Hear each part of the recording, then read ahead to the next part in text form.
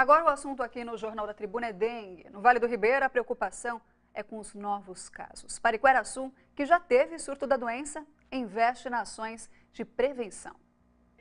A estratégia montada como numa guerra. O inimigo é pequeno, mas faz grandes estragos. O mapa que os agentes de saúde usam não deixa nenhum bairro da cidade de Pariquera-Açu fora dos mutirões. Ele ajuda a gente cobrir a nossa área toda, né? E se localizar, organizar antes de sair.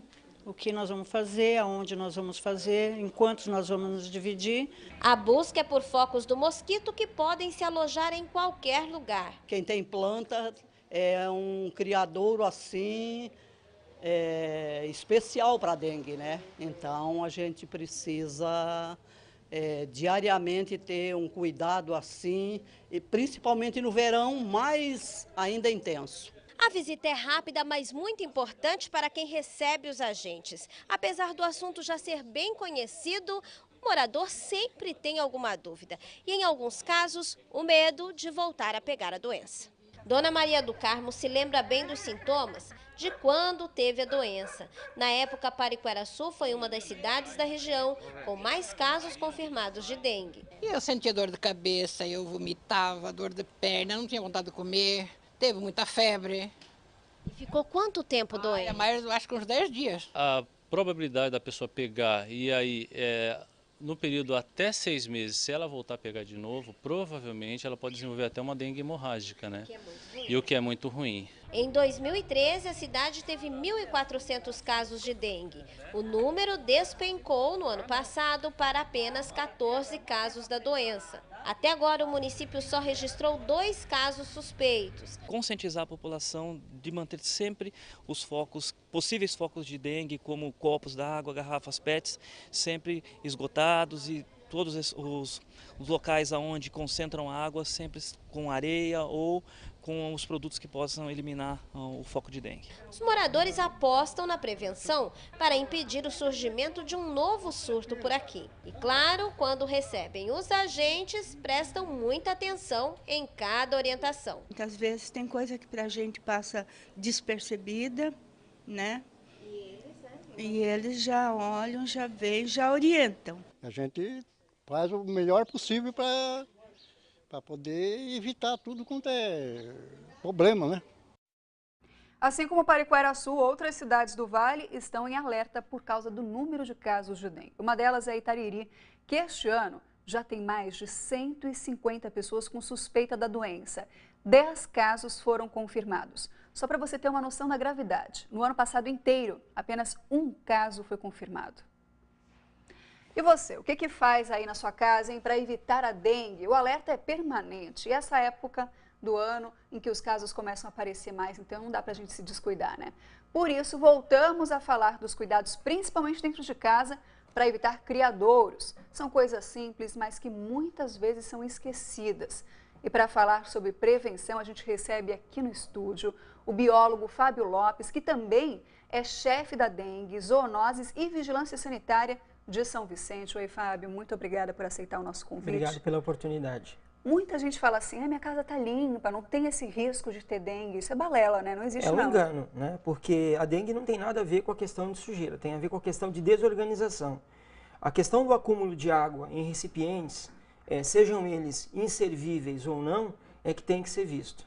A gente costuma dizer que em épocas de epidemia, as secretarias de saúde dizem para fazer as devidas notificações que o poder público vai até o local para resolver. Nós não conseguimos resolver todas as notificações, o agente não consegue estar em todas as casas e essa visita do agente tem que ter qualidade. A população não pode esperar só pelo poder público, ela tem que se mobilizar dentro da sua residência, fazer a vistoria nos recipientes, aqueles que forem possíveis de descartar devem ser furados e descartados e aqueles que não são possíveis devem ser mudados de posição, né, ou fechados, vedados, ou os que não é possível, é a última instância, tratados com qualquer produto domissanitário. Detergente, sabão em pó, sal. Então tem todas as medidas num checklist. É importante que o morador receba a visita do agente e mantenha o domicílio em ordem até a próxima visita do agente, porque o poder público não vai dar conta em época de epidemia de atender todo mundo e de interromper a transmissão, não há como. E aonde são os esconderijos, os principais? Então, os principais criadouros que a gente percebe, eles estão dentro das casas. Não é não valorizar aquele criadouro que, por exemplo, está num terreno baldio, mas o criadouro que está dentro da casa, ele tem uma eficiência maior. Esse inseto, ele tem uma domesticidade muito grande. Ele gosta do sangue humano e ele gosta de permanecer dentro da casa e se alimentar dentro da casa, é o que a gente chama de domesticidade. Por isso ele é tão bom transmissor. Então que a população fique atenta a terrenos baldios, a outros criadouros externos, mas o que a gente sabe pela pesquisa, o que é feito na densidade larvária, quando se estima isso, é que a maioria dos criadouros importantes estão dentro da casa das pessoas. Quintal...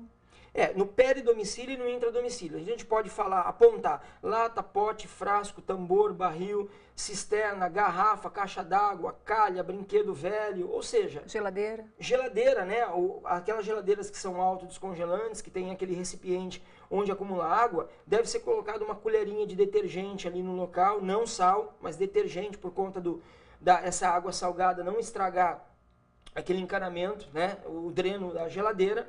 Mas todas essas questões, elas são passadas pelo agente. Por isso, o morador ele não deve aceitar a visita do portão. Ele não deve aceitar essa visita em que o agente pergunta: está tudo certo na sua residência? Tá. E o agente marcar trabalhado. Isso não pode ser feito. A visita tem que ser completa, intra e peridomicílio. Ele começa pela parte de fora, ele conversa com o morador, faz um passeio pela casa do indivíduo e entra na casa para dar as instruções. E o agente tem que ajudar a fazer todas as medidas físicas, de furar as latas, potes, de recolher.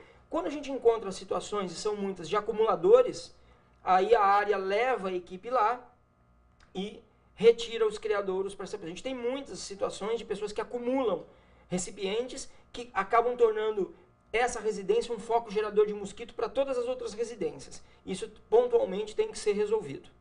E no caso dos terrenos, tem muita gente que tem medo, né? Fica perto de um terreno baldio e acumula água. Então, o Aedes aegypti, ele tem por comportamento de postura, ele procura criadouros geralmente sombreados e dentro das residências, criadouros escuros e sombreados. Os criadouros que recebem muita insolação não são muito eficientes. A larva nem gosta de luz. Então, os criadouros sombreados são os principais. É lógico que os terrenos baldios têm que ser limpos, têm que ser capinados, até por outras questões de roedores, de caramujos, mas tem que alertar a população de que o poder público está tomando à frente disso, está entrando com os agentes, sendo o número de agentes suficientes ou não, mas a população tem que fazer a sua parte. Fábio, o repelente funciona? Tem muita gente usando aquelas pulseirinhas agora de citronela também, isso funciona? Depende da densidade de fêmeas que tiverem necessidade de sangue. Se o indivíduo estiver numa área onde tem muito mosquito necessitando de sangue, a fêmea vai picar mesmo com a pulseira ou com o repelente. E às vezes a pessoa lava ali, pode ser, por exemplo, o ralo, mas mesmo assim fica por 1 ano o ovinho colado? Isso se chama período de quiescência. O período que o ovo permanece no ambiente sem eclodir pode ser de uma estação até a próxima estação igual, ou seja, de quase 1 ano. Se chama período de quiescência. Os ovos são marcados geneticamente. Alguns ovos eclodem no frio, somente no frio para manter a população. E muita gente tem reclamado até com a gente aqui no Jornal da Tribuna, elevadores. Sempre que você entra no elevador, tem alguns mosquitos ali. O que acontece? É o fosso do elevador? Alguma coisa pode ser feita? Nem sempre é o fosso. O que acontece muito em prédios é a galeria de drenagem. Muitas vezes o sal é colocado nos ralos, mas entre um ralo e outro tem um encanamento que já está com uma barriga. Então, ali naquele meio tem água acumulada, o mosquito entra pelo ralo, faz a postura no meio do local e sai. O que os edifícios podem fazer é promover um jato com mangueira ou com VAP para retirar essa água que fica acumulada e tratar com sal 2 vezes por semana. Elege 2 dias da semana. Em cada ralo, 2 colheres de sopa de sal. Pode ser segunda e quinta, terça e sexta, quarta e sábado. Elege 2 dias para fazer isso sistematicamente. Fábio, obrigada por ter vindo aqui conversar conosco. Muito obrigado pela oportunidade. Então, resumindo, evitar água parada. É isso que a gente precisa mesmo, Sim, né? Tomar cuidado com o hábito de acumular água. Muito obrigada, então, pelas informações.